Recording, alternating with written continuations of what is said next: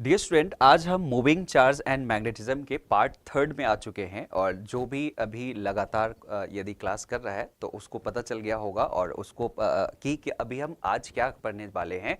Exactly हम different configuration की वजह से मैग्नेटिक फील्ड पढ़ रहे थे और उसमें डायरेक्शन आपको जो निकालना है वो मैंने सिखाया था और उसको मैं रिमाइंड करा दूं। तो जैसे यदि ये वायर है और वायर आपके पास में इधर डायरेक्शन में करंट फ्लो हो रही है और इस पॉइंट पे यदि हमें मैग्नेटिक फील्ड निकालना है तो राइट हैंड को हम लेते हैं, थंब के डायरेक्शन में जो करंट है उसके डायरेक्शन में थंब को रखते हैं और फिंगर्स जो है वो कहां पे हम रखते हैं, जिस पॉइंट पे हमें मैग्नेटिक फील्ड निकालना रहता है। तो जो पाम का डायरेक्शन होता है वो मैग्नेटिक फील्ड दे देता है, जो आपको ये चीज दिख रहा होगा। और यही चीज हमने यहां पे भी करा है और मैं बार बार आपको बताता हूं कि यदि करंट रिवर्स कर दिया जाए, ये आपको पता है, तो जस्ट रिवर्स कर दो जो क्रॉस के डायरेक्शन में होगा, है ना। Good evening. चलो, ये एक डायरेक्शन बताया था। दूसरा मैंने आपको ये बताया था कि इसी चीज को ट्रीट करने का एक दूसरा तरीका क्या है कि आप क्या करो कि जो जिस डायरेक्शन में करंट फ्लो हो रही है उधर थंब ले लो और फिर जो कर्ल करोगे और कर्ल के दरमियान में जो सर्किल बनेगा ये मैग्नेटिक फील्ड का डायरेक्शन होता है और वहां पे हर एक के टेंजेंट के डायरेक्शन में आपको मैग्नेटिक फील्ड दिख सकता है। एक दूसरा तरीका था। तीसरा तरीका मैंने आपको, और इसी बेसिस पे यदि हम एक एग्जांपल को देखें तो डेफिनेटली हम कह सकते हैं कि यदि ये वायर में बाहर, बोर्ड से बाहर की डायरेक्शन में करंट फ्लो हो रही है और पी क्यू आर एस पे यदि आपको क्या निकालना है, डायरेक्शन निकालना है, तो वही काम कर सकते हो। थंब को ऐसे और कर्ल ऐसे करोगे तो हर पॉइंट पे आपको क्या दिख जाएगा, डायरेक्शन ऑफ मैग्नेटिक फील्ड दिख जाएगा, जो कि बहुत इंपॉर्टेंट होता है। सिमिलरली यदि बोर्ड के इनसाइड में करंट जा रही है तो आप क्या करोगे, थंब को इनसाइड में करोगे, ऐसे कर्ल करोगे तो आपको इसका डायरेक्शन भी पता चल जाएगा, जो हमने पिछले क्लास में आपको बताया था। ठीक है। और एक चीज और मैंने कहा था कि जब रियल डायरेक्शन की बात हो, जो हमारे पास में अभी जैसे north, south, east, west, up, down की बात हो, तो उस केस में आपको एक पैटर्न को फॉलो करना है ना। और वो पैटर्न मैंने क्या बताया है कि इसी चीज को आपको तो 2D में क्वेश्चंस को सॉल्व करना है। तो आप क्या करोगे, 2D में कैसे ध्यान रखोगे, जैसे x axis, y axis, z axis हम बार बार यूज करते हैं, तो ये जो वाई एक्सिस है इसकी तरफ में आप नॉर्थ को असाइन कर लो। ठीक है, ये याद रखना, वाई एक्सिस की तरफ में नॉर्थ असाइन किया तो हम कह सकते हैं कि इधर के डायरेक्शन में हमारे पास ये एक यूनिट वेक्टर भी जे होता है, ये तीनों एसोसिएट हो जाएगा। और ऑब्वियस सी बात है कि अब इस डायरेक्शन में हम एक्स एक्सिस जिसके डायरेक्शन में हमने ई मान लिया है, तो यहां से एसोसिएटेड एक हमारे पास में आई कैप भी आ जाता है। ठीक है, तो एक बढ़िया सा पार्ट हो गया। तो अब इसके जस्ट रिवर्स में साउथ हो जाएगा, तो साउथ को यदि आप यूनिट वेक्टर से देखना चाहो तो -j, और यदि वेस्ट को देखना चाहे तो इधर डायरेक्शन में क्या हो जाएगा, आई का जस्ट रिवर्स -i हो जाएगा। और यदि मैं z की बात करूं तो यहां पे डॉट मतलब बाहर निकलता हुआ, जो राइट हैंड रूल को ऐसे बताता है, तो ये डॉट z डायरेक्शन को बताएगा और इससे एसोसिएटेड आपको पता ही है यूनिट वेक्टर k वेक्टर कहते हैं, तो इसलिए क्रॉस जो होगा वो -z को बताएगा और इससे एसोसिएटेड आपके पास में क्या होगा, -k का डायरेक्शन होगा। और जिधर z है उधर के डायरेक्शन में हम लोग अप मानते हैं और जो डाउन है उसके क्रॉस के डायरेक्शन में हम लोग डाउन मानते हैं। बस ये सेटअप आप हमेशा ध्यान में रखना। इससे क्या होगा कि आपको यही नहीं, बाकी फिजिक्स में बाकी जगह भी डायरेक्शन का प्रॉब्लम बहुत अच्छे से क्या होगा, इजी बन जाएगा। एक एग्जांपल से हम इसको क्या करते हैं, समझने की कोशिश करते हैं और दोनों डायरेक्शन जो अभी हमने सीखा है उसको अप्लाई करने की कोशिश करेंगे। ओके, चलो तैयार हो जाओ। यहां पे दिया गया है कि एक वायर है और जिसमें करंट फ्लो हो रही है साउथ डायरेक्शन में। अब मैंने आपको बताया है कि साउथ डायरेक्शन इसमें किधर मानेंगे, नीचे के डायरेक्शन में, क्योंकि ऊपर हम क्या मानते हैं, नॉर्थ मानते हैं। तो नीचे के डायरेक्शन में क्या है, करंट फ्लो हो रही है और आपसे क्या पूछा गया, एक्चुअली में क्या होगा, आप यदि अपने रूम में बैठे हो तो जो साउथ डायरेक्शन है उस साउथ डायरेक्शन में वायर की बात करा है। ठीक है, और कहा है कि यदि साउथ डायरेक्शन में करंट फ्लो हो रही है तो उस वायर के जस्ट बिलो पॉइंट पे कितना मैग्नेटिक फील्ड है ये बताना है। तो यहां पे यदि मैं करंट को दिखाऊं तो नीचे के डायरेक्शन में हो गया, ये आपको करंट का डायरेक्शन दिख रहा है जिधर वायर में करंट फ्लो हो रही है। और जस्ट बिलो को आप क्या दिखा सकते हो, क्या क्रॉस से दिखा सकते हो कि क्रॉस डायरेक्शन में वो पॉइंट है जहां पे आपसे पूछा गया है मैग्नेटिक फील्ड। तो दो तरीका, एक तरीका तो आप ये करोगे पाम वाला पार्ट कि आपके पास में करंट नीचे है और जो आपके जो पॉइंट है, फिंगर को किधर करोगे, जिस पोजीशन पे आपको निकालना है तो वो डाउन में है, तो आपका पाम किधर आ रहा है, इस डायरेक्शन में आ रहा है। मतलब आप ये कह सकते हो कि करंट यदि साउथ डायरेक्शन में ऐसे फ्लो हो रही है, जिस पॉइंट पे हमें निकालना है वो डाउन है, मतलब क्रॉस में है, और जब मैंने पाम से ऐसे लगाया तो ये डायरेक्शन दिख रहा है। सो डेफिनेटली बी का जो डायरेक्शन होगा, ये डायरेक्शन क्या कहेंगे, ईस्ट कहेंगे। जिधर एक्स एक्सिस आपने माना है तो ईस्ट आ जाएगा। ये एक तरीका हो गया। है ना। दूसरा तरीका हम क्या कर सकते हैं, जो हमने एक्स वाई जेड एक्सिस लेके आपको बताना है, जो सिखाया है वो ले सकते हैं। जैसे यदि मैं यहां पे कहूं कि इस डायरेक्शन में आप क्या ले लो, एक आईडीएल ले लो, यहां पे आई भी मैं कंसीडर कर दूं, तो ये इसका डायरेक्शन साउथ होगा। साउथ मतलब मैं इसको क्या लिख सकता हूं, माइनस जे, तो ये हो गया माइनस जे में। दूसरा, यदि मैं जिस पॉइंट की बात कर रहा हूं वो इनसाइड में है, मतलब जो जिस पॉइंट पे मुझे मैग्नेटिक फील्ड निकालना है वो इनसाइड में है, तो क्या आर के डायरेक्शन को मैं क्रॉस मतलब माइनस जेड मतलब माइनस के, क्या मैं ये ले सकता हूं, तो ये माइनस के मैंने ले लिया। अब हमारे पास में डायरेक्शन मैग्नेटिक फील्ड का चाहिए, तो हमेशा मैग्नेटिक फील्ड निकालते समय हमें आइडियल क्रॉस आर आता है, तो डीएल क्रॉस आर से हम डायरेक्शन को निकाल सकते हैं, और हमें पता है कि डीएल जो है माइनस जे में है, और ये माइनस के इन दोनों का क्रॉस प्रोडक्ट करना है। ये सबसे इजी हो गया, माइनस माइनस क्या हो जाएगा, प्लस हो जाएगा, और जे क्रॉस के करना है, आई जे के में जे क्रॉस के करोगे तो आई आ जाएगा। सो डेफिनेटली इसका जो रिजल्ट होगा आपके पास आई आ जाएगा, और आई किसको माना है अपने, एक्स एक्सिस मतलब ईस्ट, तो ईस्ट में आ गया। दोनों से आपको दिख रहा है कि ईस्ट कैसे आपके पास आ जाएगा। तो ये प्रॉब्लम आपको एक बहुत अच्छा रेफरेंस है जिसको आपको बार बार सॉल्व कर करके, और आपको ये डायरेक्शन वाला जो प्रॉब्लम है उसको एकदम रिजॉल्व कर लेना चाहिए, ठीक है। तो एक प्रैक्टिस के लिए मैं एक और क्वेश्चन दे देता हूं। सपोज करो कि यहां पे अभी सिर्फ डायरेक्शन को हम देख रहे हैं, ठीक है, फिर मैग्नीट्यूड को भी देखेंगे, और उसके बाद आपको मैं बताऊंगा कि पी वाई क्यू को सॉल्व करोगे तो कभी कभी सिर्फ डायरेक्शन से ही ऑप्शन आपको मिल जाएंगे, बाकी एलिमिनेट कर सकते हो। टाइम बचाना आपको वहां पे दिखेगा कि कैसे टाइम बचा सकते हैं। चलो, इसमें हमने क्या कहा कि एक लॉन्ग स्ट्रेट वायर है फ्रॉम ईस्ट टू वेस्ट, मतलब ये ईस्ट से वेस्ट की तरफ में वायर का डायरेक्शन है, और फिर से कहा कि अच्छा बताओ कि मुझे इसमें नीचे के डायरेक्शन में मैग्नेटिक फील्ड बताना है जस्ट बिलो द वायर, ये बिलो द वायर आपको डायरेक्शन को बताना है। तो देखो आपके पास में इधर डायरेक्शन में करंट, और आपका फिंगर किधर जाएगा, बिलो द वायर, मतलब आप इसके बोर्ड के इनसाइड में, तो आपका जो पाम है वो नीचे की डायरेक्शन में दिख रहा है, तो नीचे के डायरेक्शन इसको क्या कहोगे, ऑब्वियसली इसको यदि आप नॉर्थ कहते हो तो क्या ये साउथ हो जाएगा, तो साउथ के डायरेक्शन में आंसर आने वाला है। तो पहला तरीका से हम ये कह सकते हैं कि आई वेस्ट डायरेक्शन में है, पॉइंट डाउन में है, तो इसलिए ये साउथ के डायरेक्शन में हमारे पास में यहां पे मैग्नेटिक फील्ड हो जाएगा।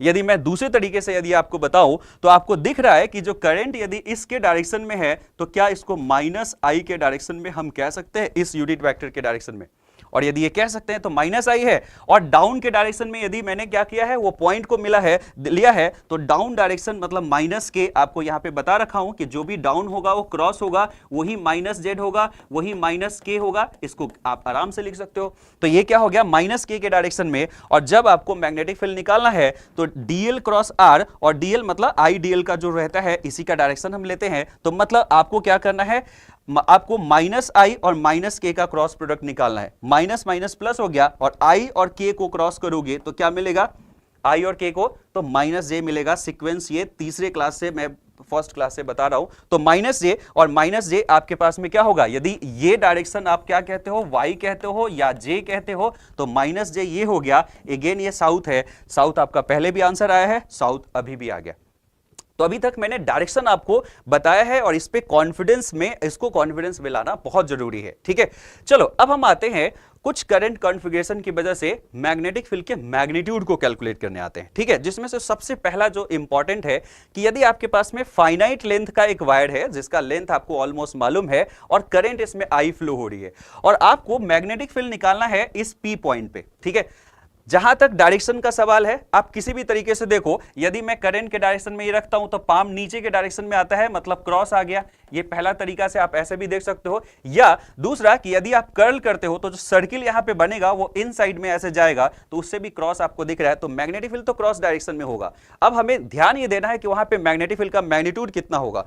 इस वाले रिजल्ट, यदि इस वाले रिजल्ट को, जो कि बायोट-सेवर्ट लॉ को ही अप्लाई करके आया है, यदि याद कर लेते हो तो बहुत सारे ऑप्शन को, मतलब बहुत सारे जो इससे रिलेटेड, यदि वायर से रिलेटेड, जो स्ट्रेट वायर से रिलेटेड जिसमें कांस्टेंट करंट फ्लो हो रही है, उसकी मैग्नेटिक फील्ड निकालने में ये हेल्प करेगा।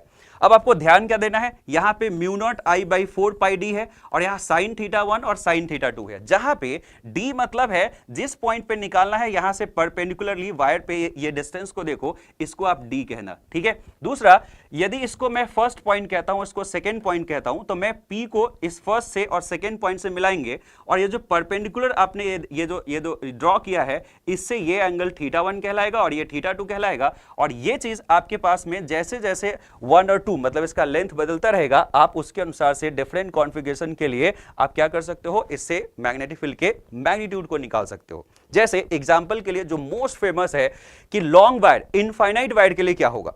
तो आप सोचो, यदि मुझे इनफाइनाइट वायर बनाना है तो ये पहला पॉइंट और दूसरा पॉइंट दोनों क्या होगा, एक्सटेंड होकर इनफाइनाइट पे जाएगा और इनफाइनाइट पे जाएगा तो इस एंगल के साथ में क्या होगा, आपको दिख रहा होगा कि ये एंगल पैरेलल हो जाएगा और मतलब ये 90 डिग्री पे आ जाएगा। और सेम फॉर्मूला को हम यूज करके और क्या करेंगे, sin θ1 और sin θ2 हमें पता चल गया, ये θ1 भी 90 डिग्री है और θ2 भी 90 डिग्री है, तो sin 90 कितना हो गया, ये 1 और 1 और आपके पास में इसका रिजल्ट क्या हो जाएगा, ये 1 और 1 2, तो mu not I upon 4 pi D 1 + 1 और ये 2 से ये कैंसिल होके और कितना हो जाएगा, mu not I upon 4 pi D. This is very very important result. ये कई बार क्वेश्चन पूछे गए हैं, इसको एकदम आपको याद रखना ही रखना है। मैग्नीट्यूड आपको पता चल गया है और आपको डायरेक्शन ऑलरेडी पता है कि क्रॉस है। अच्छा, दिमाग में आपको, आपके माइंड में एक चीज रहना चाहिए, यहां इनफाइनाइट का मतलब ये नहीं है कि धरती से और हम मार्स पे चले गए। एक्चुअली में इनफाइनाइट लेंथ का मतलब क्या होता है कि आप जिस पॉइंट पे आप मैग्नेटिक फील्ड ढूंढ रहे हो, जो डी डिस्टेंस पे, इसके रिस्पेक्ट में इसका जो लेंथ है वो बहुत बड़ा है ना, जो ये लेंथ है बहुत बड़ा है, उसको हम इनफाइनाइट कहना शुरू कर देंगे। क्लियर। सो इनफाइनाइट वायर की वजह से P पॉइंट पे मैग्नीट्यूड एकदम बढ़िया से ध्यान में रखना है, mu not I upon 2 pi D, D को कभी कभी R कह देगा तो mu naught I by 2 pi R। ये ध्यान रखना कि ये चीज को आपको भूलना नहीं है, इसको अभी हम कई सारे फॉर्मेट में यूज करेंगे। यहां पे इसी D को यदि मैं R कह दूं तो ये mu naught I by 2 pi R। ठीक है, चलो अब एक बात करते हैं कि यदि सपोज करो कि सेमी इनफाइनाइट के लिए हमें निकालना है। सेमी इनफाइनाइट का मतलब क्या है, नीचे का हिस्सा उड़ा दिया हमने, सिर्फ ऊपर यहां से लेके और इनफाइनाइट तक गया है। यदि ऐसा है तो एक बहुत ही सिंपल, और यहां पे मुझे इस P पॉइंट पे मैग्नेटिक फील्ड निकालना है, तो हम क्या कर सकते हैं, जो हमारा 1 पॉइंट था वो टेंड्स टू इन्फिनिटी चला गया है, मतलब ये एंगल जो θ1 बनने वाला था क्या वो 90 पे टेंड्स हो गया है। θ2 के लिए इससे हम इस एंड को, सेकेंड पॉइंट को मिलाते थे तो ये यहां से सेपरेट ही नहीं हुआ, मतलब θ2 0 हो गया। अब इसी सेम एक्सप्रेशन में यदि मैं θ1 को 90 और θ2 को 0 पुट कर दूंगा तो ये expression mu not I by 4 pi D आ जाएगा। कितने लोगों को ये एक एक्सप्रेशन दिख रहा है कि ये जो वैल्यू है ये जस्ट हाफ है जो हमने इनफाइनाइट वायर के लिए निकाला था। देखो, क्या ये हाफ टाइम्स ऑफ इनफाइनाइट के लिए कितना, मैंने अभी याद कराया, mu naught I by 2 pi D, इसका जब आधा कर दिया तो ये एक्सप्रेशन आ गया। ऐसा होगा क्यों नहीं? आपको पता है कि जो मैग्नेटिक फील्ड है ये भी सुपरपोजिशन प्रिंसिपल को फॉलो करता है, तो यदि नीचे का भी हिस्सा होता तो यहां पे मैग्नेटिक फील्ड में ऊपर का हिस्सा और नीचे का हिस्सा मिलके कंट्रीब्यूट करता, जो कितना आता, mu naught I by 2 pi D. और ऑब्वियसली नीचे का हिस्सा जैसे ही हम रिमूव करेंगे तो आधा हिस्सा यहां पे रिमूव हो जाएगा और आधा बचा रहेगा जो कि mu not I by 4 pi D है। इस सेंस में यदि रखोगे तो आपको दिखेगा कि जो अभी क्वेश्चन आए हुए हैं वो डिफरेंट आपके पास कॉम्बिनेशन में आए हुए हैं, वो सब बहुत इजीली आप इसको टैकल कर पाओगे। ठीक है, चलो एक और हम अब यहां पे देखते हैं। सपोज करो कि उस क्वेश्चन को सॉल्व करते हैं जहां पे हमने अभी जस्ट कहा था कि साउथ डायरेक्शन में मैग्नेटिक फील्ड आया है।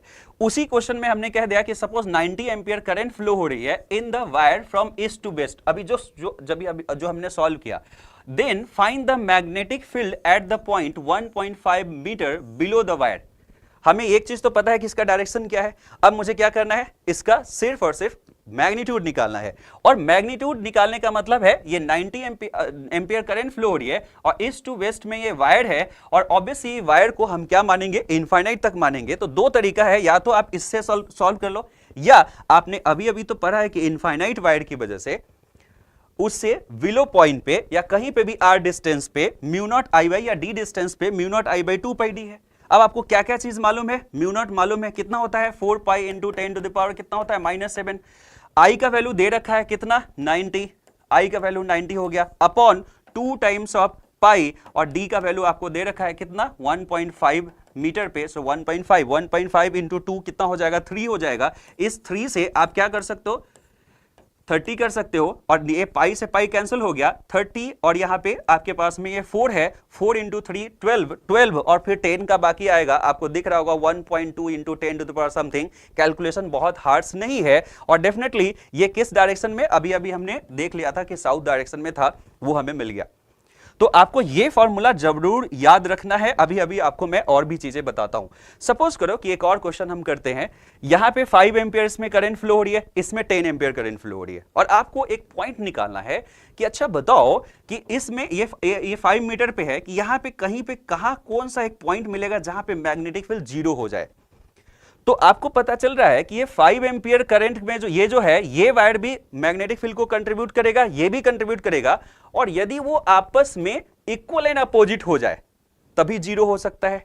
आप उस पोजीशन को सर्च करने की कोशिश करो। देखो ये 5 एम्पियर है, तो 5 एम्पियर से यदि इस पोजीशन पे हम देखें तो इसकी वजह से इनसाइड में रहेगा। इनसाइड का मतलब क्या हो गया, क्रॉस, और इसकी वजह से किधर मिलेगा, देखो 5 एम्पियर ऐसे 10 एम्पियर की वजह से ऊपर, यहां पे कर्ल क्या ऊपर के डायरेक्शन में आ रहा है, डॉट मिल रहा है, मतलब ये डॉट कंट्रीब्यूट कर रहा है, ये क्रॉस डायरेक्शन में कंट्रीब्यूट कर रहा है, यहां पे हमें मिल सकता है 0, यस और नो, यहां पे 0 मिल सकता है। तो मैंने मान लिया लेट से कि x पोजीशन पे, x पॉइंट पे, इस पॉइंट पे 0 मिल रहा है। तो हमें करना क्या है, एक्स पॉइंट पे इसने जो मैग्नेटिक फील्ड बनाया और इसने जो मैग्नेटिक फील्ड बनाया उसका क्या होना चाहिए, वो पार्ट यहां पे क्या हो जाना चाहिए, वो बराबर होना चाहिए।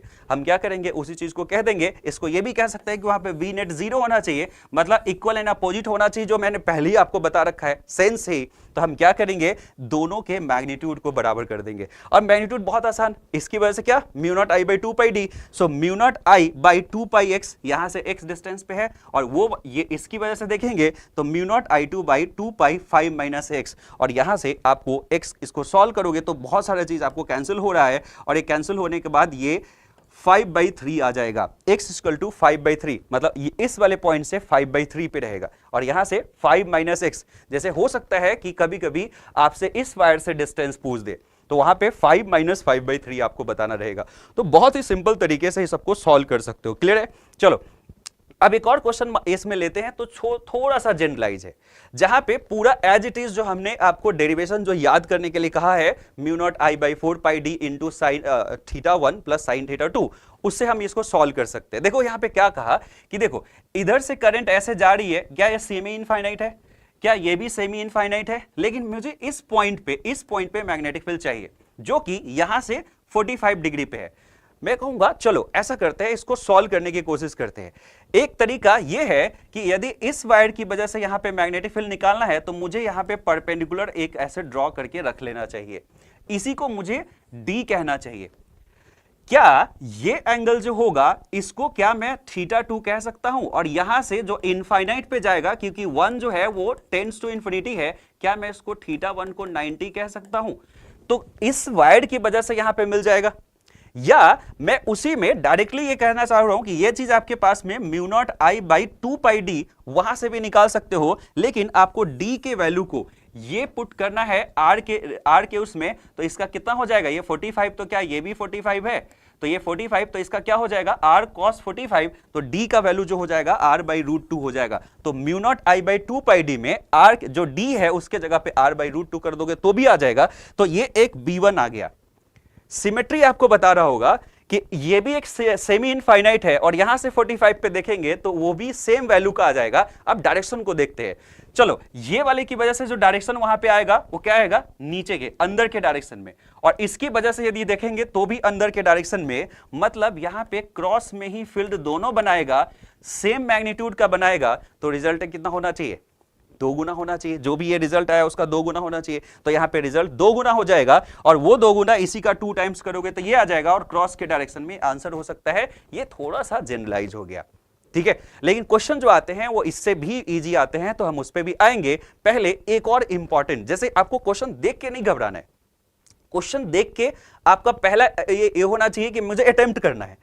साइकोलॉजी अटेम्प्ट करने का होगा तो बहुत इजीली आप बना दोगे। जैसे यहां पे कहा कि इस ओ पॉइंट पे आपको मैग्नेटिक फील्ड बताना है, और कई सारे आपके पास में सेमी इनफाइनाइट वायर है, और इसकी वजह से यहां पे हमें क्या करना है, बनाना है।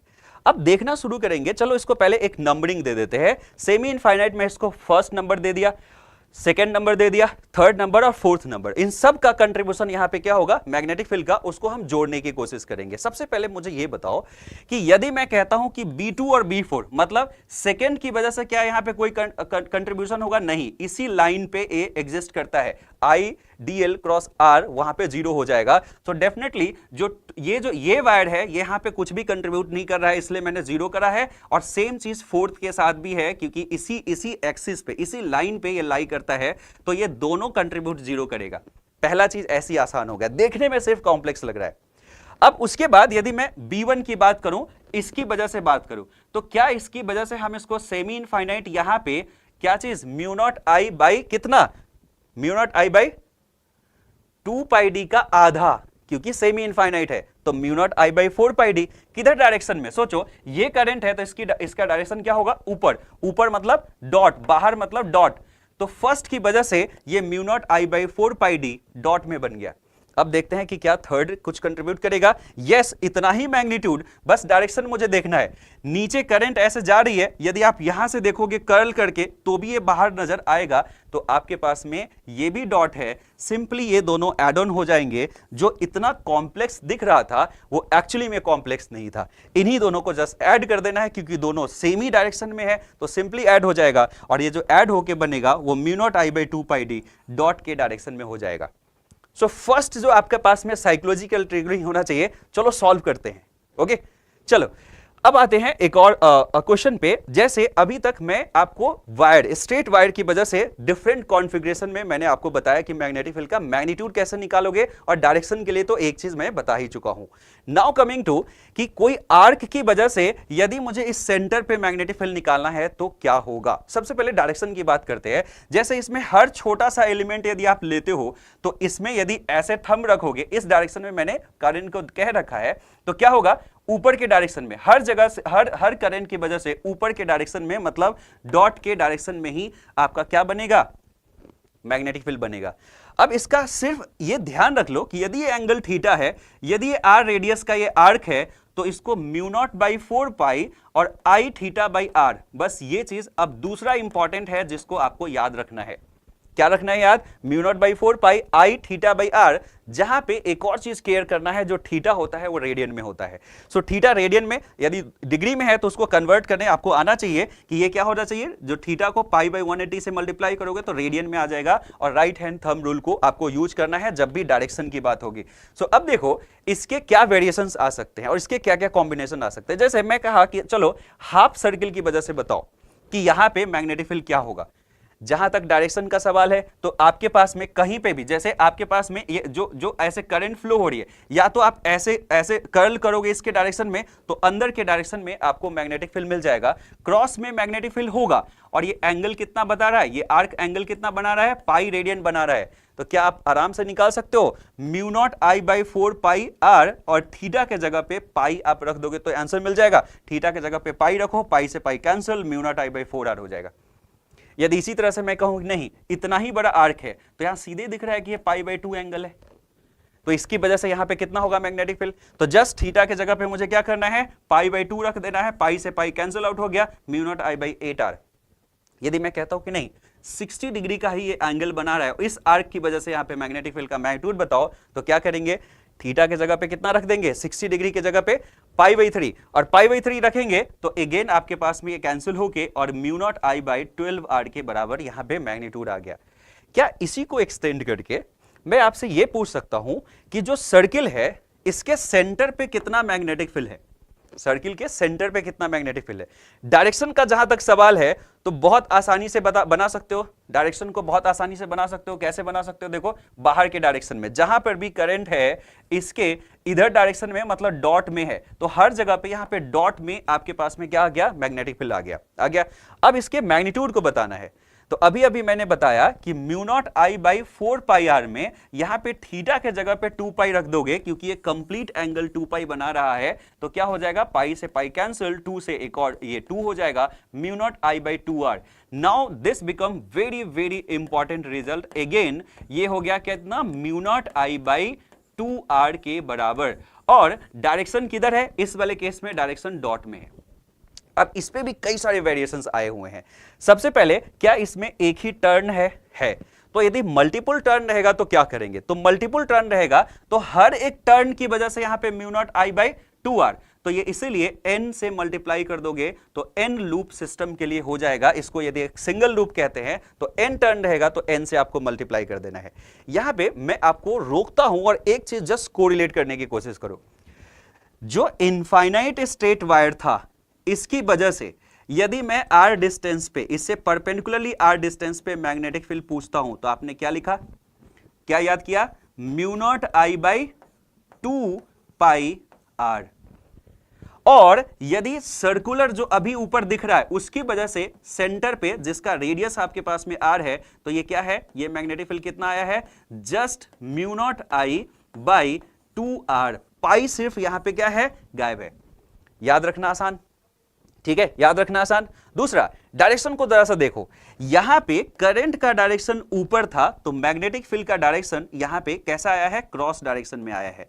एक्चुअली में थंब के डायरेक्शन में करंट है और आप जो कर्ल कर रहे हो वो उसके डायरेक्शन में मैग्नेटिक फील्ड आया है। तो आप यूं कह सकते हो कि करंट को आपने थंब पे रखा है और जो B है मैग्नेटिक फील्ड का डायरेक्शन है वो कर्ल की तरफ में है। जहां जहां पे कर्ल उधर की तरफ में आपके पास में क्या होगा, डायरेक्शन होगा। इस केस में क्या हुआ, इसमें करंट ऐसे फ्लो हो रही थी, किसमें, इस सर्किल में। तो मतलब करंट के डायरेक्शन में आपने कर्ल को रखा। सपोज करो इसको यदि आप इधर कर्ल रखते हो तो आपको नहीं दिख रहा है कि मैग्नेटिक फील्ड थंब के डायरेक्शन में आया है। ये जो B है, ये जो B है ये थंब के डायरेक्शन में आया है। जस्ट रोल एक्सचेंज हुआ, इन दोनों में रोल एक्सचेंज हुआ। ये बस याद रख लोगे ना तो अच्छा खासा क्वेश्चन आपका बन जाएगा, अच्छा खासा क्वेश्चन बनने वाला है। जस्ट ये दो चीज के कंक्लूजन को यदि आप ध्यान रख लेते हो तो, कि एक इनफाइनाइट वायर की वजह से कितना है, एक सर्कुलर पार्ट की वजह से कितना है, और फिर जैसे इसमें आधा किया तो कैसे इसका आधा हो जाएगा, और ये डायरेक्शन की बात। ठीक है, क्लियर। अब हम आते हैं और कुछ क्वेश्चन पे जिसको आपको सॉल्व करना है और फिर देखेंगे कि और भी क्या क्या इसमें एग्जाम्पल आए हुए हैं। तो सबसे पहले जो हमने अभी बताया कि यदि आपको लूप में, प्लेनर लूप में करंट फ्लो हो रही है तो हमेशा कर्ल के डायरेक्शन में आपको, करंट के डायरेक्शन में कर्ल करना है तो थंब आपको मैग्नेटिक फील्ड दे देगा। जैसे यहां पे मैग्नेटिक फील्ड का डायरेक्शन बोर्ड से बाहर आउटवर्ड में है, और यदि इस डायरेक्शन में है तो आपको क्या करना पड़ेगा, इधर कर्ल करना पड़ेगा तो अंदर के डायरेक्शन में थंब आएगा और उधर के डायरेक्शन में मैग्नेटिक फील्ड हो जाएगा। ये दो चीज को जरूर याद रखना, ठीक है। चलो अब हम कुछ क्वेश्चन को करते हैं, और ये एक और वेरिएशन मैं बता देता हूं यहां पे, क्योंकि इस पे भी कई बार क्वेश्चन आए हुए हैं प्रीवियस यूज में। इसमें क्या कहा गया है कि जो सर्किल आप बना रहे हो एक गिवन लेंथ से बना रहे हो। लेट्स से कि ये लेंथ आपके पास में गिवन है और आप इसमें इसको सर्कुलर शेप दे रहे हो, ठीक है। तो अब सर्कुलर शेप दोगे तो एक टर्न भी बना सकते हो, दो टर्न भी बना सकते हो, तीन टर्न भी बना सकते हो। और एक चीज आपको इमेजिनेशन हो रहा होगा कि यदि मैं एक टर्न बनाऊं और ऐसा बनेगा तो दो टर्न जब बनाऊंगा तो थोड़ा सा छोटा तो बनेगा ही, यदि तीन टर्न बनाऊंगा तो और छोटा सा बनेगा, और ज्यादा नंबर ऑफ टर्न बढ़ाऊंगा तो छोटा सा बनना शुरू हो जाएगा। मतलब सर्किल तुम्हें तो कन्वर्ट होगा लेकिन उसका रेडियस बदलना शुरू हो जाएगा। और उस चीज को कैसे हम निकाल सकते हैं, पूरा जो इसका पेरीफेरी बनेगा मतलब 2 पाई r इंटू n टर्न, वो तो लेंथ बदलेगा नहीं ना, वो तो लेंथ होगा ही होगा। Thank you.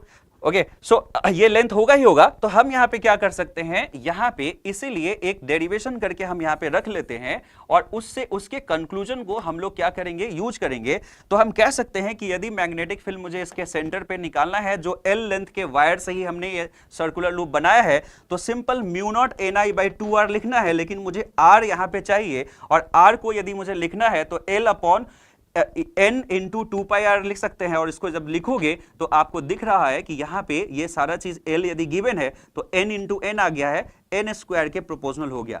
मतलब यहां पे जो B बनेगा वो n स्क्वायर के प्रोपोर्शनल बनेगा, ठीक है। कितने नंबर ऑफ टर्न आपने बनाया है, जरा सा एक प्रीवियस ईयर क्वेश्चन देखते हैं। देखो इस क्वेश्चन को कैसे आप बना सकते हो, बिल्कुल ऐसी आसानी से देखते ही बना सकते हो, ठीक है। जैसे इसमें क्या कहा गया कि magnetic field at the centre of the loop is B, कब, जब 1 टर्न है। तो कहा कि अच्छा बताओ कि n टर्न होगा तो मैग्नेटिक फील्ड कितना होगा, और हमने लॉन्ग वायर को जो स्टीडी करंट फ्लो कर रहा है उसी को सर्कुलर लूप में कन्वर्ट किया है। तो क्या होगा, क्या होगा आंसर, जल्दी से बताओ। मैं बहुत अच्छा पढ़ाता हूं, थैंक यू बच्चे, ठीक है। I appreciate your, thank you thank you. तो चलो इसका क्या होगा, आंसर क्या होगा, ये obviously n square times of b के बराबर होगा, होगा कि नहीं। अभी हमने देखा ना n स्क्वायर के प्रोपोर्शनल होता है। देखो देखते ही ऐसे ही हमें सॉल्व हो रहा है। इसी चीज को एक और क्वेश्चन में हम यहां पे लाते हैं। सपोज करो कि हमने ये कह दिया कि एक सर्कुलर रिंग है made by conducting wire of 3 turn, मतलब सर्कुलर रिंग तो है लेकिन 3 टर्न से बना हुआ है। दूसरा, उसका magnetic field at the centre of the coil is B1, उसकी वजह से मैग्नेटिक फील्ड दे रखा है। फिर कहता है कि अच्छा बताओ कि सेम वायर को, मतलब वही एक ही सेम लेंथ है और उसको यदि मैंने 9 टर्न्स दे दिया, उसको यदि 9 टर्न्स दे दिया तो बता सकते हो कि उसके सेंटर पे कितना मैग्नेटिक फील्ड हो जाएगा।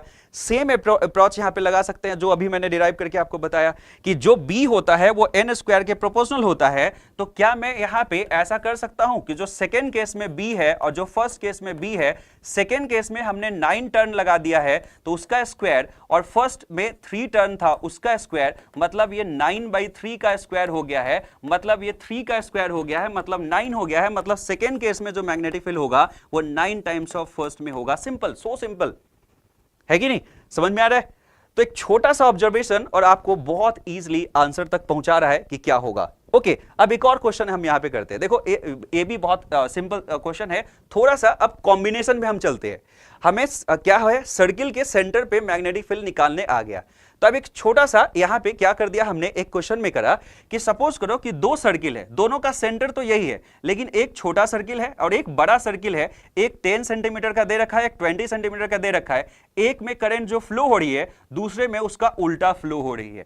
तो इसमें पूछा है कि ये जो 2 कॉन्सेंट्रिक सर्किल है, यदि उसका सेम प्लेन में रखा गया है, एक में करंट फ्लो आई हो रही है लेकिन उसमें दोनों में आई हो रही है लेकिन अपोजिट डायरेक्शन में, तो find the magnetic field at the centre. Centre पे मैग्नेटिक फील्ड क्या होगा? पहला ये चीज बताओ, इसकी वजह से मैग्नेटिक फील्ड क्या होगा? इनसाइड में होगा। तो नीचे वाला जो है, नीचे वाला, उसकी वजह से तो इनसाइड में क्रॉस में फील्ड बनेगा, लेकिन जो बाहर वाला सर्किल है उसकी वजह से क्या बनेगा? डॉट में बनेगा। दोनों अपोजिट डायरेक्शन में होगा। पहला जस्ट ऐसी आप सोचो कि अभी अभी हमें एक चीज याद है कि μ0I/2 कितना? R। पाई नहीं होगा किसमें? सर्कुलर वाले पार्ट के लिए।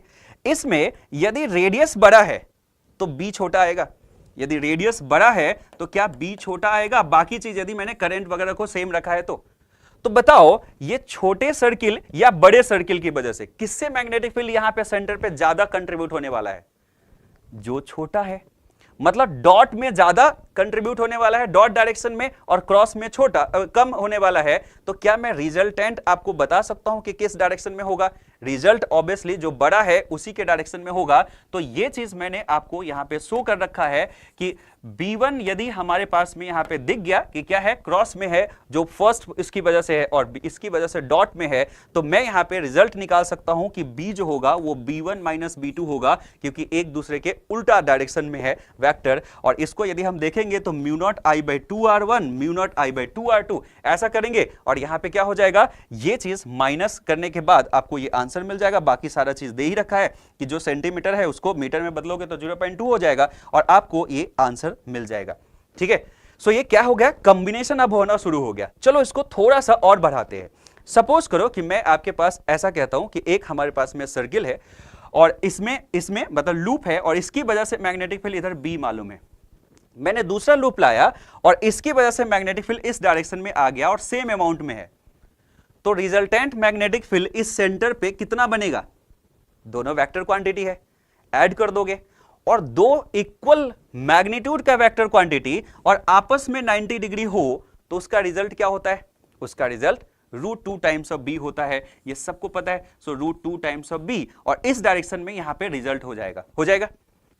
सोचो यदि मैंने इसी को ऐसा करा, नेक्स्ट क्वेश्चन में मैं फुल सर्किल के जगह पे हाफ सर्किल आपको दे दिया। यहां पे ये हाफ है और ये भी हाफ है, दोनों को 2 प्लेन में रख दिया, वो प्लेन आपको दिख रहा है। क्या इस हाफ की वजह से मैग्नेटिक फील्ड इस डायरेक्शन में बनेगा? लेट्स से मैं उसको B ही कह देता हूं। क्या इस हाफ की वजह से मैग्नेटिक फील्ड ऊपर के डायरेक्शन में बनेगा? इसको भी B, क्योंकि सेम करंट है और सेम रेडियस है, इसको भी B कह देता हूं। क्या इसका रिजल्टेंट B क्या होगा? √2 टाइम्स ऑफ B होगा। अब हम यदि देखें तो ठीक है, रिजल्टेंट √2 टाइम्स ऑफ B बनने वाला है और B क्या है? किसी एक हाफ की वजह से क्या चीज? Magnetic field. क्या मैं इसको बहुत आराम से लिख सकता हूं कि ये जो मैग्नेटिक फील्ड होगा ये आधा होगा किसका? जो हमने सर्किल पूरे लूप की वजह से जो हमने यहां पे जाना है उसका आधा होगा। क्यों? क्योंकि हाफ सर्किल है। समझ में आया? ठीक है, तो अब क्या हुआ, यहां पे √2, ये वाला पार्ट कैंसिल करोगे तो यहां पे √2 आ जाएगा, नीचे 2√2 μ0I/2√2r, यहां पे आंसर हो जाएगा। अब सोचो, एक क्वेश्चन दिया है 2010 में, क्या कर सकते हो, इसका आंसर क्या होगा? सेम क्वेश्चन है, एक को XY प्लेन में रखा है, दूसरे को XZ प्लेन में रखा है, और वही हाफ सर्किल है, दोनों में करंट I फ्लो हो रही है। आपको दिख रहा है कौन सा आंसर है? अभी सॉल्व कराया आपको, फोर्थ आंसर दिख रहा है। ठीक है, चलो अब हम आते हैं एक और क्वेश्चन पे। जैसे यहां पे कॉम्बिनेशन में मैंने अब क्या करना शुरू कर दिया, वायर को और जो छोटा सा पोर्शन है जो आर्क है उसकी वजह से कंबाइन करके, और मैं यहां पे मैग्नेटिक फील्ड पूछ रहा हूं। देखो कितने आसानी से बना सकते हो। सबसे पहले यदि इसमें ऐसे करंट फ्लो हो रही है तो ये पॉइंट यहीं से पास कर गया इसी लाइन के लॉन्ग में, तो ये तो कुछ कंट्रीब्यूट करने नहीं जा रहा है। ये आर्क कंट्रीब्यूट करेगा, ये कोई कंट्रीब्यूशन नहीं करने जा रहा है क्योंकि इसी पॉइंट से पास कर रहा है। ये कंट्रीब्यूट करेगा, ये नहीं करने जा रहा है, ये कंट्रीब्यूट करेगा। मतलब आपको बेसिकली जो मैग्नेटिक फील्ड कंट्रीब्यूट करने वाला है, जो सेगमेंट, वो फर्स्ट सेगमेंट है। और किधर करेगा? बहुत आसान, करंट के डायरेक्शन में कर्ल कर लो तो नीचे के डायरेक्शन में, मतलब क्रॉस में ये करेगा। ये क्या करेगा? सेकेंड एलिमेंट डॉट में, ऑब्वियसली उल्टा। यदि ये क्रॉस में किया है तो ये डॉट में करेगा, और ये थर्ड एलिमेंट क्या करेगा? क्रॉस में करेगा। तो मतलब 3 मैग्नेटिक फील्ड को आपको ऐड करना है, जिसमें से ये क्रॉस है, ये डॉट है, ये क्रॉस है। मैग्नीट्यूड वाइज यदि मैं आपसे पूछूं तो इसमें से कौन सा मैग्नीट्यूड बड़ा होगा? Magnetic field inversely proportional to r था ना, μ0I/2πr कंप्लीट सर्किल के लिए। फिर उसमें थीटा के अनुसार से वो सब चेंज करेंगे, है ना, पार्ट के अनुसार से चेंज करेंगे। तो क्या होगा, ये नजदीक है तो सबसे ज्यादा, मतलब क्रॉस में यहां पे सबसे ज्यादा मैग्नेटिक फील्ड होगा, डॉट में उससे कम, और सबसे कम ये वाला पार्ट। तो क्या मैं इसको रिजल्ट को B1 ये जो कंट्रीब्यूट किया उसको B1 प्लस B3, क्योंकि ये दोनों सेम डायरेक्शन में है, और माइनस B2 लिख सकता हूं? अब ऐसा है तो आपको पता है। अच्छा, अब क्या है कि क्या सभी 60 डिग्री यहां पे बना रहे हैं? तो दो तरीका, ये जो 60 डिग्री है वो पूरे सर्किल का कौन सा हिस्सा है? पूरे 360 होता है, तो 360/60 कितना होगा बताओ? 360/60 कितना होगा? बोलो बोलो बोलो, 6 होगा। सो क्या मैं ऐसा कह सकता हूं कि पूरा सर्किल जो कंट्रीब्यूट करने वाला है, पूरा सर्किल जो कंट्रीब्यूट करने वाला है कितना?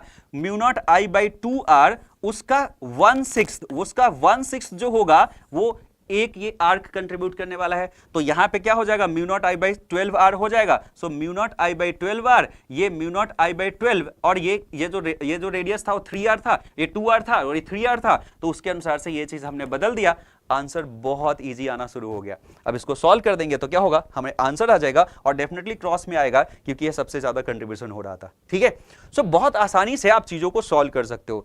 चलो एक और कॉम्बिनेशन को देखते हैं। यहां पे हमने जो कंबाइन किया है वो कौन कौन सा पोर्शन दिख रहा है? एक यहां पे सेमी इनफाइनाइट दिख रहा हो, ये आर्क दिख रहा होगा, फिर सेमी इनफाइनाइट दिख रहा होगा, फिर सेमी इनफाइनाइट, फिर आर्क, फिर सेमी इनफाइनाइट, और सबकी वजह से सेंटर पे हमें निकालना है। पहला साइकोलॉजी क्या? मैं सॉल्व करूंगा।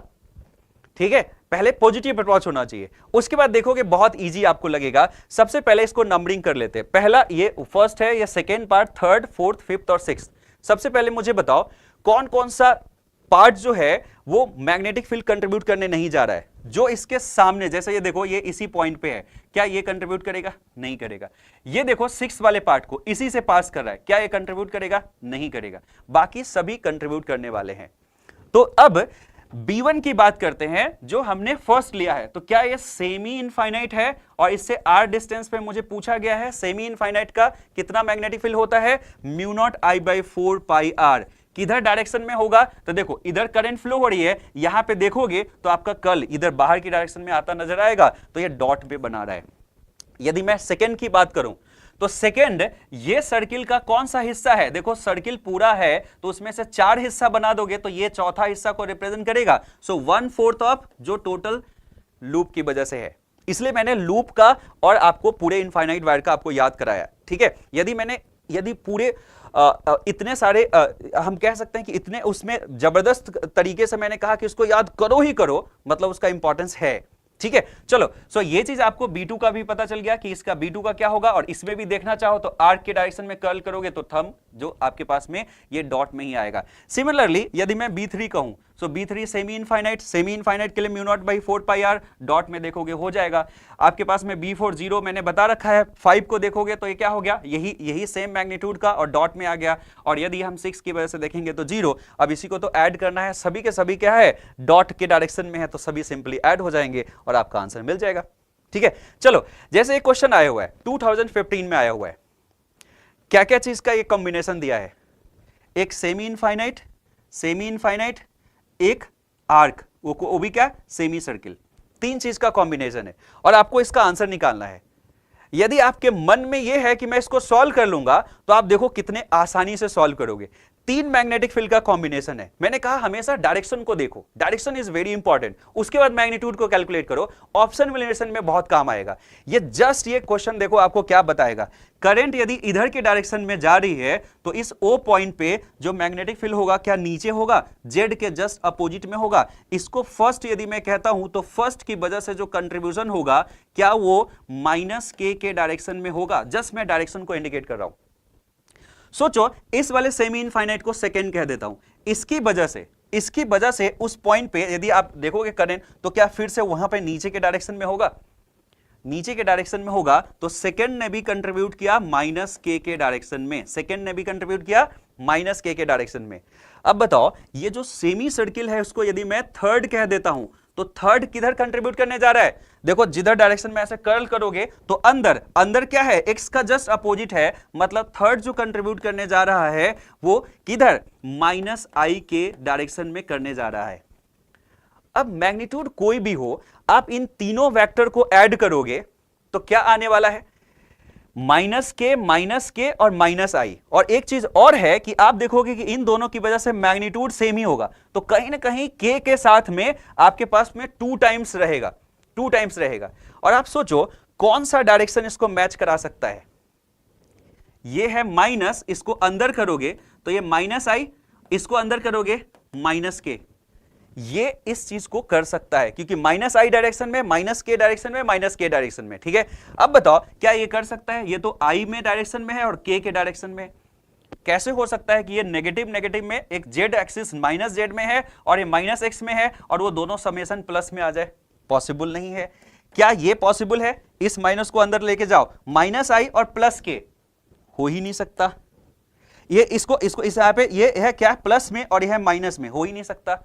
कौन सा आंसर होगा, सेकंड। आपने कैलकुलेट भी नहीं किया और सेकंड निकाल लिया, ये आप विद इन सेकंड कर सकते थे। अभी मैंने आपको बताया, एक्चुअली नीट हमेशा यही सब चीज चाहता है।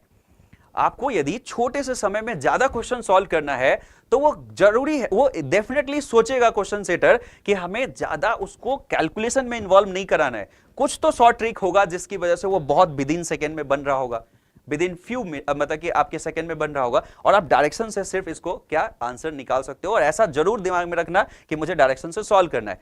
एक और वेरिएशन मैं बता रहा हूं यहां पे, ये बहुत इंपॉर्टेंट है, ये करंट इलेक्ट्रिसिटी से थोड़ा सा जोड़ा गया है, तो इसको ध्यान से सीखना। इसमें क्या कहा गया कि एक करंट यहां से फ्लो होती है और यहां से 2 पोर्शन में डिवाइड हो जाती है। एक करंट इसमें डिवाइड हो जाती है और इधर में डिवाइड हो जाती है, 2 पार्ट में ऐसे डिवाइड हो जाती है। और ये वायर जो है वो 3, इसका जो क्रॉस सेक्शनल एरिया है वो 3A है और इस वायर का जो क्रॉस सेक्शनल एरिया है वो A है। ठीक है, और फिर यहां से जैसे ये दोनों करंट, लेट से कि मैं इसमें करंट माना और दोनों जाके फिर यहां पे ज्वाइन होके चले गए, जैसे करंट डिस्ट्रीब्यूशन होता है।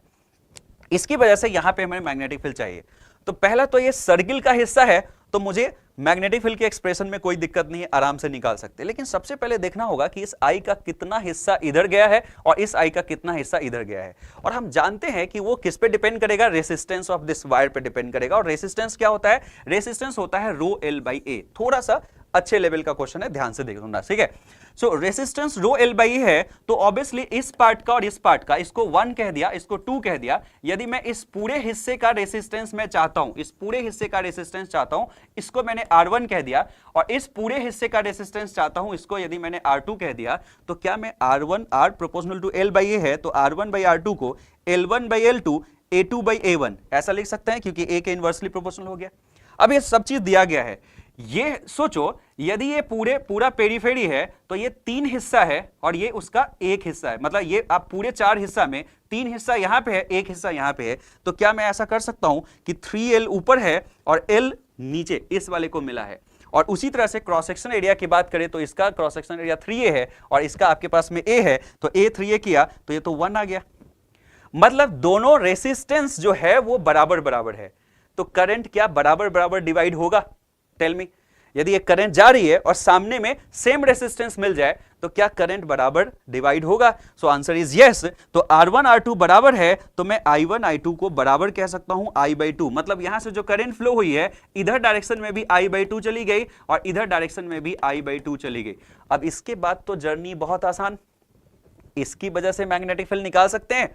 पूरे सर्किल का आपको पता रहता है तो उसका क्या है 3/4 हिस्सा है ना, पूरे को 4 हिस्सा में बांटोगे तो, और यहां पे आपको इसका 1/4 हिस्सा। तो अब इसके बाद बहुत आसान हो गया और हम कहेंगे कि इसने जो मैग्नेटिक फील्ड बनाया है वो अंदर की तरफ बनाया है और इसने जो बनाया है बाहर की तरफ बनाया है, तो एक दूसरे को माइनस हो जाएगा और इसको क्या लिखेंगे μ0 I/2R 3/4। 4 हिस्सा का 3 हिस्सा क्या है इसके पास है और यहां पे μ0 I2/2R 1/4। और जब हम इसको प्लॉट इसको पुट करेंगे आंसर हमारे पास में बहुत इजीली मिल जाएगा। Got it? चलो, इसी से रिलेटेड एक 2019 में क्वेश्चन आया हुआ है और वो उसको भी सिंप्लीफाई कर दिया है।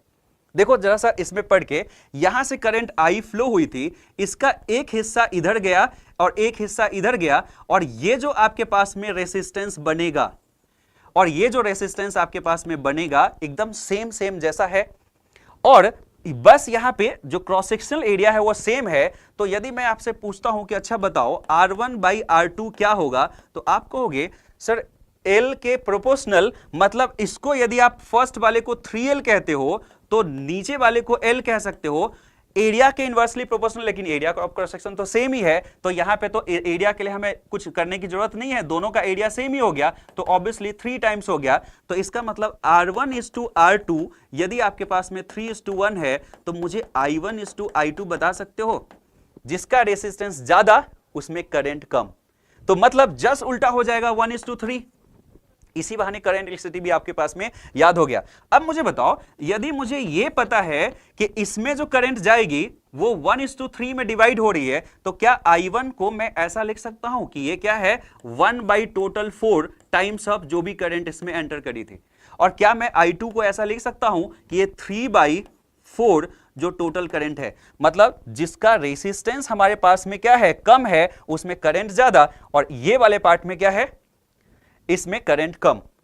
अब जरा सा मैग्नेटिक फील्ड को बताओ, क्या दोनों अपोजिट डायरेक्शन में मैग्नेटिक फील्ड है? ये वाला पार्ट अंदर और इसकी वजह से बाहर, और आपको क्या दिखेगा कि जो फैक्टर यहां से करंट बढ़ा है उसी फैक्टर से यहां पे मैग्नेटिक फील्ड घट जाएगा। क्यों? क्योंकि ये 1/4 हिस्सा है, करंट 3/4 हिस्सा और मैग्नेटिक फील्ड का कंट्रीब्यूशन 1/4 हो गया। आपको लगने लगा होगा अरे तो दोनों मैग्नीट्यूड बराबर होगा। यही प्रैक्टिस से आएगा, जो मैं कह रहा हूं उसको सोचने की कोशिश करना। जिसको नहीं समझ में आया, समझ में आया उसको तो बहुत बढ़िया। तो जितना ये कंट्रीब्यूट करेगा उतना ही ये भी कंट्रीब्यूट करेगा अपोजिट डायरेक्शन में, रिजल्ट क्या होगा? रिजल्ट 0 होगा। सो आराम से आप कह सकते हो कि ये 0 होगा। सो ऑप्शन को एलिमिनेट करना, डायरेक्शन से चीजों को देखना, यह सब बहुत जरूरी है। ये रिसेंट का क्वेश्चन है। Okay, clear? चलो अब हम एक और क्वेश्चन आते हैं, ये आपके लिए है, इसका स्क्रीन स्नैप ले लो। इसमें कई सारे कॉम्बिनेशन मैंने जान के दे दिए, उसका आंसर लिखा हुआ है, आप जाके वेरीफाई कर करके और आप इसको एंजॉय कर सकते हो, सेलिब्रेट कर सकते हो। ओके, एक और क्वेश्चन आते हैं जो 2010-11 दो बार में ऐसे रिपीट हुआ है। इस क्वेश्चन को देख लेते हैं, बहुत ही सिंपल और इनोवेटिव क्वेश्चन है। इसने कहा कि एक थिन रिंग है जिसका रेडियस r है, एक रिंग मान लेते हैं जिसका रेडियस क्या दिया है r दिया हुआ है। फिर कहता है कि इसके पास चार्ज जो है वो चार्ज q कूलम्ब है और यूनिफॉर्मली स्प्रेड ऑन इट, इसी पे पूरे के पूरे पे कितना है चार्ज q है और पूरे पे स्प्रेड है।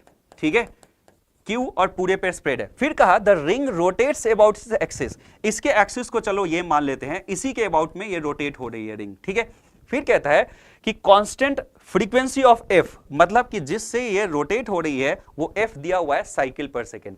फिर कहा कि द, और ये रिवॉल्यूशन पर सेकेंड में दिया हुआ है, the value of magnetic induction weber per metre square में at the centre of the ring. तो आपको एक चीज तो पता है कि जो B होगा वो सिंपल μ0 I/2R के बराबर होगा, लेकिन मुझे I निकालना है।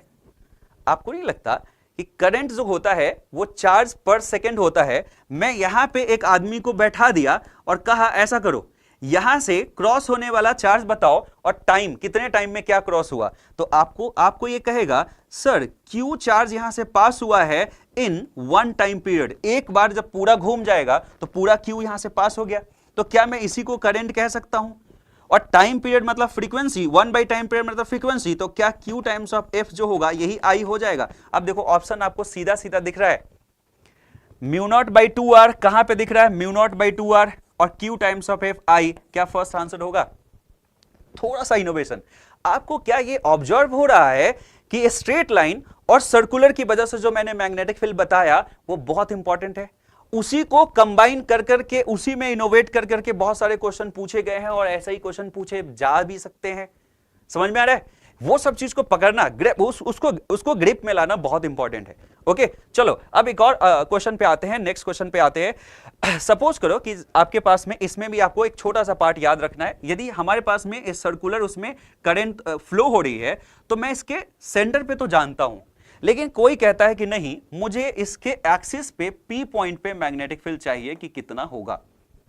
तो हम कहेंगे ठीक है, उसके लिए आपको एक छोटा सा पोर्शन याद कर लेना है कि x डिस्टेंस पे यदि इसका रेडियस r है और यहां से स्मॉल r है तो ये वाला पार्ट चूंकि कई जगह पे रिपीट होता है तो आप इसे याद रख सकते हैं, ठीक है, क्योंकि डिराइव करने के बाद भी आपको याद ही रखना पड़ेगा। तो इसको याद रख लेना, mu naught by 2 I r square upon r q, इसी को mu not I r square upon इतना कर सकते हैं। और सबसे बढ़िया जो होता है वो ये एक्सप्रेशन होता है, बी नॉट मैंने क्या कह दिया आपको, जो पहले याद कराया उससे एसोसिएट कर देते हैं।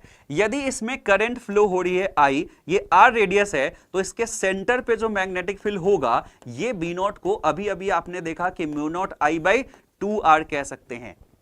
बस आपको इसी में डिवाइड कर देना है 1 प्लस एक्स बाई आर के whole square to the power 3/2 से। ये एक्सप्रेशन आपके लिए अब और बहुत इंपॉर्टेंट रोल प्ले करेगा, ठीक है। सो ये ज्यादा अच्छा है कि जैसे दो चीज मुझे याद है तो एसोसिएट करके तीसरा चीज याद करना ज्यादा आसान हो जाता है, ठीक है, क्योंकि डेरिवेशन भी कर सकते हैं लेकिन आपके पास में एग्जाम हॉल में तो डेरिवेशन का समय नहीं मिलेगा ना, ठीक है। चलो तो ये चीज ध्यान रखते हो तो आपको आंसर मिल जाएगा। दूसरा कि जैसे ऐसे करंट फ्लो हो रही है, ठीक है, तो मैग्नेटिक फील्ड यहां पे किस डायरेक्शन में होगा, इस डायरेक्शन में होगा। यदि मैं कहता हूं कि अच्छा ऐसा करो, इससे आप इस पोजीशन पे आ जाओ जो यहां सेंटर से अगेन एक्स डिस्टेंस पे है, तो यहां पे बी क्या होगा, मैं कहूंगा वही होगा जो यहां पे लिखा गया है। डायरेक्शन क्या होगा, डायरेक्शन भी उसी डायरेक्शन में होगा, क्योंकि ये सारा पैरामीटर क्या हो जाएगा, सेम बन जाएगा, ये आर है ऐसे बन जाएगा, तो डायरेक्शन भी इसी डायरेक्शन में होगा। मतलब इस रिंग से मैं यहां पे आ जाऊं या यहां पे आ जाऊं, वैल्यू सेम होगा, डायरेक्शन सेम होगा। जिसने भी ये पकड़ लिया, क्या इस क्वेश्चन का आंसर दे सकता है। कहा कि इस रिंग की वजह से x इक्वल टू ए पे ये मैग्नेटिक फील्ड है, तो x इक्वल टू माइनस ए पे, मतलब यहां से माइनस ए पे, ये ए पे मैग्नेटिक फील्ड दे दिया, कितना होगा, कौन बताएगा आंसर, फटाक से जल्दी बताओ। सेम सेम होगा, बोलो सेम सेम होगा। यदि यहां पे मैग्नेटिक फील्ड अल्फा आई दिया हुआ है कि इस डायरेक्शन में है और अल्फा मैग्नीट्यूड का है, ये चीज दे दिया अल्फा आई, तो क्या यहां पर भी सेम ही होगा। अभी अभी तो आपको मैंने बताया, तो सेम आंसर होगा। कौन सा दिख रहा है, कौन सा दिख रहा है ऑप्शन, कमेंट जल्दी करो कौन सा ऑप्शन दिख रहा है। चलो आपके कमेंट का इंतजार रहेगा। अब यहीं पे एक और क्वेश्चन मैं बता देता हूं। इसने कहा कि ऐसा करो कि radius of the current carrying coil r है, रेशियो ऑफ मैग्नेटिक फील्ड आपको बताना है कहां पे, एक्सेल पॉइंट पे जो आर डिस्टेंस पे, मतलब एक्स इक्वल टू यहां पे आर दे दिया, ठीक है। सो आपको बताना है कि इसमें कितना मैग्नेटिक फील्ड का रेशियो होगा सेंटर और उस आर पारे पॉइंट पे। अभी अभी हमने याद कराया था कि b होता है b naught upon 1 plus x by r, और आपको यहां पे x के वैल्यू क्या रखना है, पुट करना है, r पुट करना है। बहुत सिंपल हो गया कि इसके यदि r पुट करोगे तो r ये हो जाएगा 1 प्लस 1 2 टू द पावर 3/2। सो ये b अपॉन b नॉट का वैल्यू 1/2 टू द पावर 3/2। ये बहुत आसान है, आप पलक झपकते क्या कर सकते हो, आंसर कर सकते हो, यस और नो। चलो अब हम आते हैं एम्पियर सर्किटल लॉ पे। मैग्नेटिक फील्ड कैलकुलेट करने के लिए दो लॉ आपके पास था, एक बायोट-सेवर्ट और एक ampere circuital law. Ampere circuital law क्या कहता है कि सपोज करो कि आपके पास बहुत सारे करंट कैरिंग वायर है और यदि आपने एक लूप को सिलेक्ट कर लिया है तो ये expression B dot DL equal to mu naught into I enclose लिख सकते हो, वेयर अभी के कॉन्फ़िगरेशन के अनुसार से आई इनक्लोज क्या हो जाएगा, I2 I1 I6 I4। लेकिन आपको क्या करना है, I1 और I4 डॉट में है और I2 और I6 क्रॉस में है, तो आप ऐसे कह सकते हो कि I1 और प्लस I4 और इसमें माइनस में I2 और I6 ऐसे कर सकते हो, और इसको मान सकते हो कि इफेक्टिवली ये किस डायरेक्शन में है, जो I1 और I4 का डायरेक्शन है, मतलब डॉट में। ऐसे करके आप आई इनक्लोज रखोगे तो ये हो जाएगा। इसका एक, जैसे इस पे एक छोटा सा एग्जांपल, जैसे सपोज करो कि हमारे पास में ये लूप है, इधर नीचे डायरेक्शन में 1 एम्पियर, ऊपर डायरेक्शन में 2 एम्पियर और ये बाहर है, और कोई कहता है कि B डॉट DL इसमें क्या होगा। सो B डॉट DL क्या होगा, mu times of I enclose. I enclose देखो 2 ऊपर और 1 नीचे, तो इसका क्या करोगे, 2 माइनस 1 मतलब 1 एम्पियर हमारे पास में आई इनक्लोज आ जाएगा। तो mu naught times of I enclose क्या हो गया, डेफिनेटली आपके पास म्यू नॉट के बराबर ही हो गया। सेम चीज यदि मैं दूसरे में इसमें कहता हूं कि अच्छा बताओ इसमें कितना होगा, तो ऊपर आई नीचे आई इनक्लोज 0, तो B डॉट DL इसमें क्या हो जाएगा, B डॉट DL इसमें 0 के बराबर हो जाएगा। इसका एक एप्लीकेशन जो बहुत इंपॉर्टेंट है, यदि मैं कहूं कि अच्छा ऐसा करो, जो वायर आपने लिया था, इनफाइनाइट जो वायर लिया था, इसकी वजह से r डिस्टेंस पे जो आपको मैग्नेटिक फील्ड निकालना था, उसको भी B डॉट DL को यूज करके आप बना सकते हो और उसका आंसर भी जस्टिफाई कर सकते हो। इससे बनाओगे तो ये आपको mu naught I by 2 pi R के बराबर आ गया, जो कि आपको कई बार आपको बताया जा चुका है। इसका एक और जो एप्लीकेशन है, जो NCERT का एग्जाम्पल भी है, कि यदि हमारे पास में एक सॉलिड सिलेंडर है और इसके थ्रू आउट जो ये है, ये थ्रू आउट में पूरा करंट फ्लो हो रही है और टोटल करंट I है, पूरा यूनिफॉर्मली डिस्ट्रीब्यूटेड है, तो उसकी वजह से आपको इनसाइड पॉइंट में, सरफेस पे और आउटसाइड पॉइंट पे मैग्नेटिक फील्ड बनाना है। और यदि आप एम्पियर सर्किटल लॉ को बनाओगे तो बहुत आसान हो जाएगा। आपको यदि ये पॉइंट बाहर है तो बाहर से B डॉट DL करके ऐसे निकालोगे तो mu naught by 2 pi R times of I enclose, आपके पास इस पूरे जो ए को लेते हुए पूरा जो सर्किल आप ड्रॉ करोगे उसमें आई इनक्लोज तो टोटल ही आ जाएगा। यदि सरफेस पे निकालना है तो यहां पे हमें दिख रहा है कि B जो आउटसाइड में है इनवर्सली प्रोपोर्शनल टू R है, तो इसको मैं कह सकता हूं कि R, इसके लिए तो इनवर्सली प्रोपोर्शनल हो गया। यदि इसी को सरफेस पे रखे तो ये इस R को कैपिटल R रख दोगे तो हो जाएगा, so mu naught by 2 pi R times of I हो गया। और ये किस पे हो गया, सरफेस पे हो गया। यही चीज को इनसाइड के लिए आपको रखना है, तो क्या करना पड़ेगा, इनसाइड में जो सर्किल आप बनाओगे वो छोटा सा हिस्सा मिलेगा। तो आप यदि इसका लिखना चाहते हो तो या तो आप ऐसे लिख लो कि mu not upon 2 pi R और इनटू आई इनक्लोज लिखना है, तो मुझे बताओ कि इसमें टोटल पाई R स्क्वायर में आई इनक्लोज I था, टोटल I था पाई R स्क्वायर में, तो 1 यूनिट में कितना हो जाएगा, I upon pi R square. तो इसलिए पाई times of small r square, जो ये वाला पोर्शन है, इसमें कितना हो जाएगा, तो आप कहोगे I upon pi R square times of pi R square, ये कैंसिल हो जाएगा। I R square by R square जब इसमें रखोगे I times of R square upon capital R square, एक R यहां पे कैंसिल हो जाएगा और आपको यही एक्सप्रेशन मिल जाएगा और ये दिखेगा कि ये प्रोपोर्शनल हो गया। ठीक है, इसका कंक्लूजन आपको याद रखना बहुत जरूरी है, और ऐसा पैटर्न आपने एक जगह और देखा है, यहां पे इनसाइड में प्रोपोर्शनल और आउटसाइड में इनवर्सली प्रोपोर्शनल ये चीज आया है। ठीक है, ये प्रोपोर्शनल आया है और यहां पे इनवर्सली प्रोपोर्शनल आया है यदि सॉलिड सिलेंडर है और इसमें यूनिफॉर्मली करंट फ्लो हो रही है। ये एनसीईआरटी का एग्जाम्पल भी है, और एनसीईआरटी का एग्जाम्पल मैं आपको बताता हूं कि बहुत इंपॉर्टेंट होता है। आप देखोगे अभी 2019 में क्वेश्चन देखो, एकदम सेम क्वेश्चन पूछ दिया कि हमारे पास में सिलिंड्रिकल कंडक्टर है, रेडियस r है, उसके पास में कांस्टेंट करंट फ्लो हो रही है, प्लॉट ऑफ द मैग्नेटिक जो magnitude of the magnetic field b with the distance d क्या होगा। अभी अभी आपने प्लॉट किया, कौन सा आंसर होगा बताओ, कौन सा आंसर होगा, बोलो। पहले इनसाइड में प्रोपोर्शनल टू r और आउटसाइड में इनवर्सली प्रोपोर्शनल टू r। क्या आपको थर्ड आंसर सिर्फ दिख रहा है उससे रिलेटेड? ठीक है, एक और क्वेश्चन मैं देखता हूं, एक और क्वेश्चन आपको बताता हूं। ये क्वेश्चन को आप देखो, यहां पे दिया गया है कि सॉलिड सिलेंडर है, वायर r रेडियस का है, ये I करंट क्या है पूरे में डिस्ट्रीब्यूटेड है, और रेशियो बताना है मैग्नेटिक फील्ड का कहां पे, r/2 पे और 2r पे। r/2 इनसाइड पॉइंट हो गया और 2r आउटसाइड पॉइंट हो गया, उन्हीं दोनों का रेशियो आपको बताना है। तो क्या आपको ध्यान रखना था कि आउटसाइड के लिए, इनसाइड के लिए तो प्रोपोर्शनल टू r होता है, तो म्यू नॉट बाई 2 पाई इतना हो गया था, और यहां पे r के जगह पे r/2 पुट कर देंगे तो ये आ जाएगा mu not I/4 pi r। और आउटसाइड के लिए तो आपको दिक्कत ही नहीं है, mu not I/2 pi r होता है। और यहां पे r के जगह पे 2r दिया हुआ था, 2r रखेंगे तो ये आपके पास में सेम आ गया mu not I/4 pi r, ये भी म्यू नॉट I/4 पाई r। तो रेशियो क्या हो गया, बराबर बराबर हो गया। मतलब इन साइड में आधा रेडियस डिस्टेंस पे, आधा रेडियस पे जो मैग्नेटिक फील्ड है, आउटसाइड में 2 गुना आगे जाओगे, 2r आगे जाओगे तो बराबर मैग्नेटिक फील्ड मिलेगा। ये चीज आपके पास में रेशियो हो गया 1:1, इसका आंसर हो गया। ठीक है, तो चलो यहां तक अभी इस क्लास को हम एंड करते हैं। और आपके जो भी आप देखोगे तो आपके पास में एक पीडीएफ गया होगा जिसमें क्वेश्चंस है, और आप उसको बनाओगे और अटेम्प्ट करोगे तो ज्यादा कॉन्फिडेंस फील करोगे। ठीक है, ओके, फिर मिलते हैं। थैंक यू बच्चों।